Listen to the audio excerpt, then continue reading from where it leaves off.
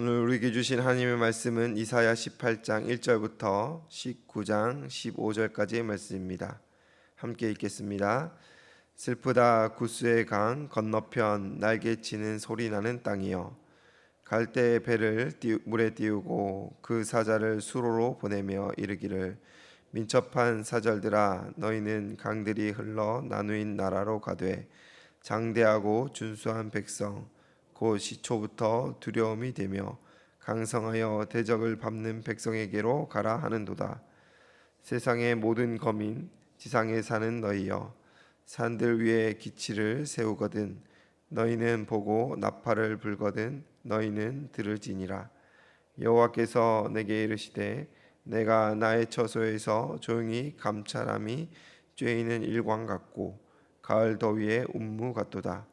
추수하기 전에 꽃이 떨어지고 포도가 맺혀 익어갈 때에 내가 나주로 그 연한 가지를 베며 퍼진 가지를 찍어 버려서 산의 독수리들과 땅의 들짐승들에게 던져 주리니, 산의 독수리들이 그것으로 여름을 지내며 땅의 들짐승들이 다 그것으로 겨울을 지내리라 하셨습니다. 그때에 강들이 나누인 나라의 장대하고 준수한 백성 곧 시초부터 두려움이 되며 강성하여 대적을 받는 백성이 만군의 여호와께 드릴 예물을 가지고 만군의 여호와의 이름을 두신 곳 시온산에 이르리라. 애굽에 관한 경고라. 보라, 여호와께서 빠른 구름을 타고 애굽에 임하시리니 애굽의 우상들이 그 앞에서 떨겠고 애굽인의 마음이 그 속에서 녹으리로다. 내가 애굽인을 격동하여 애굽인을 치리니 그들이 각기 형제를 치며 각기 이웃을 칠 것이요, 성읍이 성읍을 치며 나라가 나라를 칠 것이며 애굽인의 정신이 그 속에서 쇠약할 것이요, 그의 계획을 내가 깨뜨리리니 그들이 우상과 마술사와 신접한 자와 요술객에게 물리로다. 내가 애굽인을 잔인한 주인의 손에 붙이리니 포악한 왕이 그들을 다스리리라. 주 만군의 여호와의 말씀이니라. 바닷물이 없어지겠고 강이 잦아서 마르겠고 강들에서는 악취가 나겠고 애굽의 강물은 줄어들고 마름으로 갈대와 부들이 시들겠으며 나일 가까운 곳 나일의 언덕과 초장과 나일강 가까운 곡식밭이 다 말라서 날려가 없어질 것이며 어부들은 탄식하며 나일강에 낚시를 던지는 자마다 슬퍼하며 물 위에 그물을 치는 자는 피곤할 것이며 세마포를 만드는 자와 배 짜는 자들이 수치를 당할 것이며 그의 기둥이 부서지고 품꾼들이 다 마음에 근심하리라. 소환의 방백은 어리석었고 바로의 가장 지혜로운 모사의 책략은 우둔하여졌으니 너희가 어떻게 바로에게 이르기를, 나는 지혜로운 자들의 자손이라, 나는 옛 왕들의 후예라 할 수 있느냐? 너희 지혜로운 자가 어디 있느냐? 그들의 만군의 여호와께서 애굽에 대하여 정하신 뜻을 알 것이요 곧 내가 말할 것이니라. 소환의 방백들은 어리석었고 노베 방백들은 미혹되었도다. 그들은 애굽 종족들의 모퉁이 돌이거늘 애굽을 그릇가게 하였도다. 여호와께서 그 가운데 어지러운 마음을 섞으셨으므로 그들이 애굽을 매사에 잘못 가게 취한 자가 토하면서 비틀거림 같게 하였으니 애굽에서 머리나 꼬리며 종려나무 가지나 갈대가 아무 할 일이 없으리라. 아멘. 인생을 살다 보면 여러 문제 앞에 서게 됩니다. 그 문제들은 대부분 해결책이 있고 우리가 가진 상식과 지혜로 풀어가곤 하지요. 하지만 풀리지 않을 것 같은 어려움이 닥치면 어떤 해결책을 택하여야 할지 막막하고 허둥지둥하게 됩니다. 그러다 가장 좋은 방법이라고 생각하고 택한 길이 오히려 그 문제를 더 악화시키곤 합니다.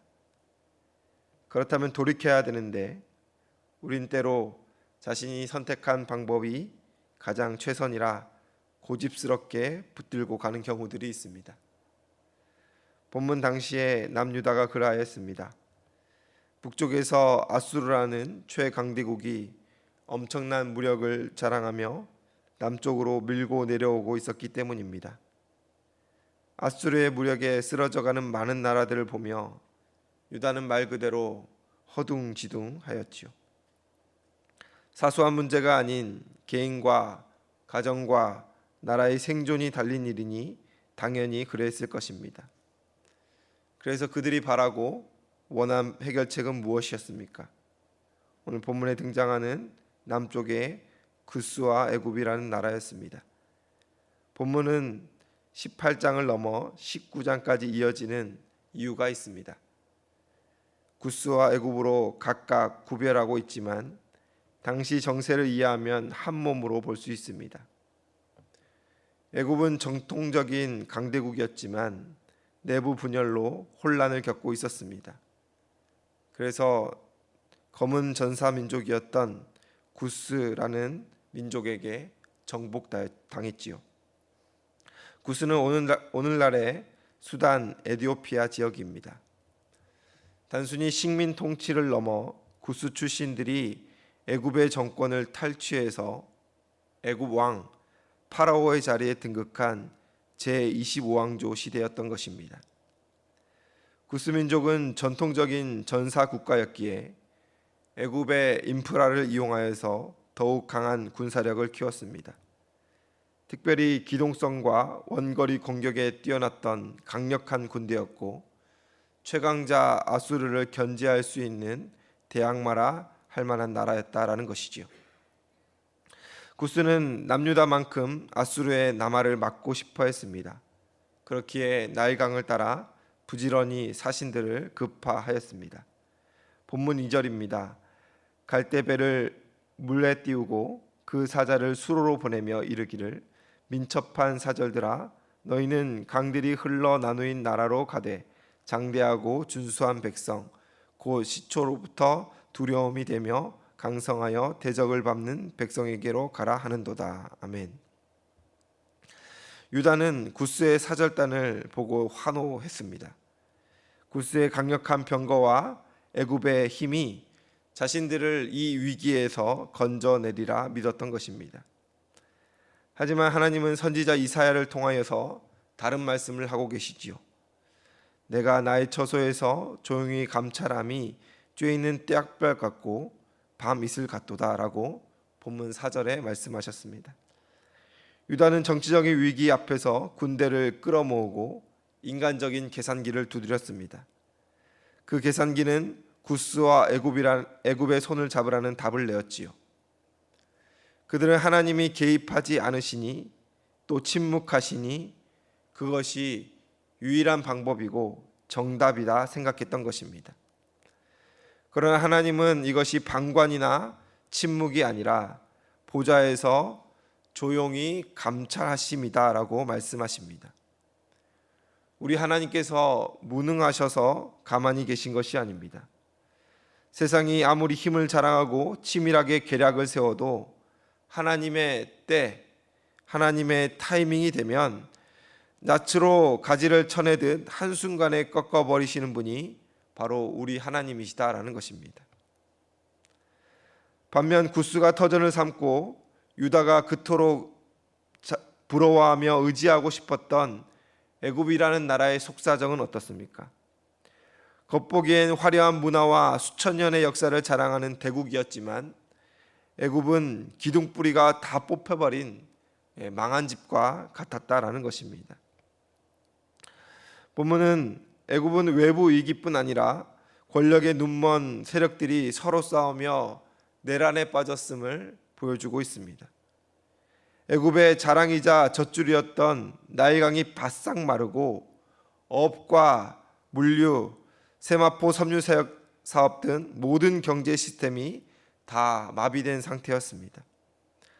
수천 년간 학문과 정치를 자랑하던 지혜자들과 지도자들은 향락에 빠져 마치 술 취한 자가 자신의 토한 것을 밟고 비틀거리듯 어처구니 없는 실책만 내리고 있던 상황이었습니다. 유다가 원했던 해결책은 침묵하시는 하나님보다 빠르고 안전한 길이라 여겼으나 말 그대로 정답이 아닌 오답이었다라는 것을 성경은 말하고 있습니다. 눈에 보이는 애굽의 경제력, 화려한 문화, 수천 년의 지혜는 마치 파도 앞에 모리선과 같이 한순간 허무하게 다 사라질 것 뜻입니다. 자신조차 구원해내지 못해 내부에서 서로 싸우고 비틀거리는 나라가 어찌 유다를 구원할 수 있습니까? 사랑하는 성도 여러분, 오늘 본문이 우리에게 주어지는 메시지는 매우 분명합니다.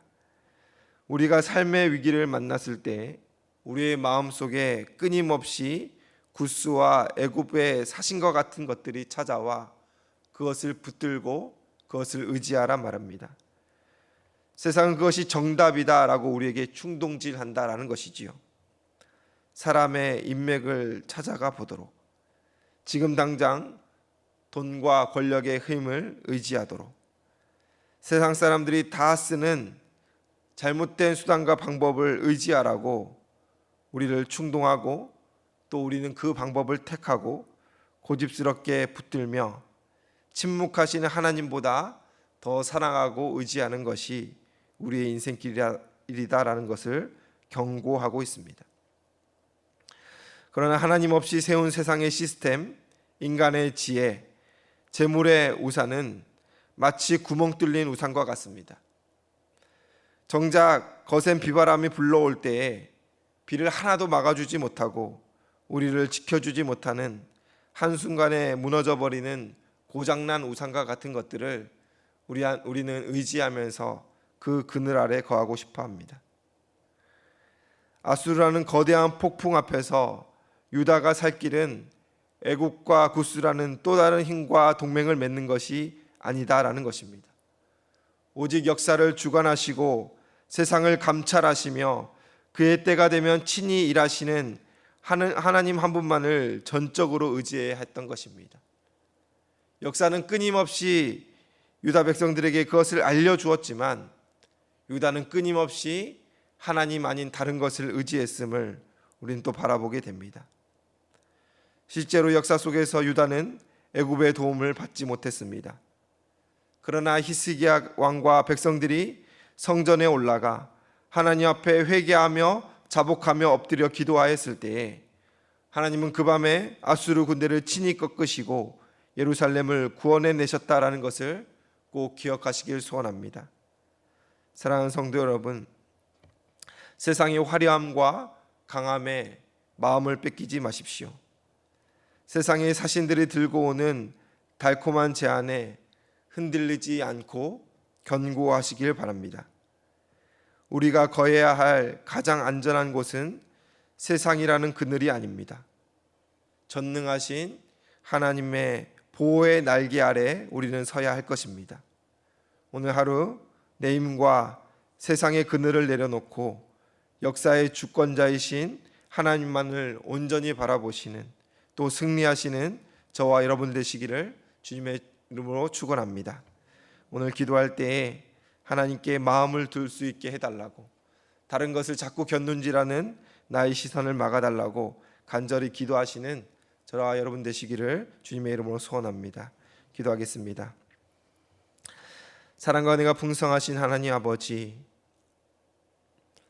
세상의 많은 문제들 앞에서 우리는 더디 일하시는 하나님보다 빠른 길을 택하고 눈에 보기에 좋은 것을 붙드는 연약함이 있습니다. 하나님은 침묵하시거나 더디 일하시는 것이 아니라 하나님의 때가 있음을 우리는 기억하면서 친히 역사하실 하나님의 손에 우리의 인생을 맡겨드릴 수 있도록 주님 도와주시옵소서. 세상은 자꾸만 우리에게 충동하며 하나님이 아닌 다른 것을 붙들라 말하고 있지만 다른 것을 신뢰치 아니하며 오직 말씀만 의지하며 나아갈 수 있도록 도와주시옵소서. 우리를 홀로 두지 마시고 주 앞에 엎드려 기도할 때에 세밀한 음성으로 말씀하여 주시고 주님의 따스함으로 감싸 주시옵소서. 오늘 이 아침에 주 앞에 나와 엎드려 기도하는 우리 사랑하는 향상의 성도님들의 마음을 주님 다 아시는 줄로 믿습니다. 구하고 하나님께 눈물로 호소하며 아픔을 두고 주님께 아랠 때에 하나님 일하여 주시고 역사하여 주시고 해결하여 주시옵소서. 우리의 연약함을 주님 앞에 오롯이 내어놓을 때에 하나님 사랑하는 딸과 사랑하는 아들의 마음을 주님 다 아시오니 위로하시고 긍휼히 여겨 주시옵소서. 특별히 육신의 연약함을 두고 오래 기도하는 사랑하는 향상의 성도님들이 있습니다. 육신의 생사와 화복이 주님께 다 맡겨져 있사오니 하나님 긍휼히 여겨 주셔서 하나님의 치유와 위로를 허락하여 주시옵소서. 마음의 깊은 상처로 인하여 사람들의 시선을 외면하고 하나님께만 붙드는 그 상처들 주님 싸매어 주시고 하나님의 치유의 손길로 어루만져 주시옵소서. 관계의 어려움과 세상에 수많은 문제들이 있으나 주 앞에 서면 그 모든 것이 아무것도 아님을 경험하는 오늘 이 아침의 시간들 될 수 있도록 주여 도와주시옵소서. 감사드리며 예수님의 이름으로 기도드리옵나이다. 아멘.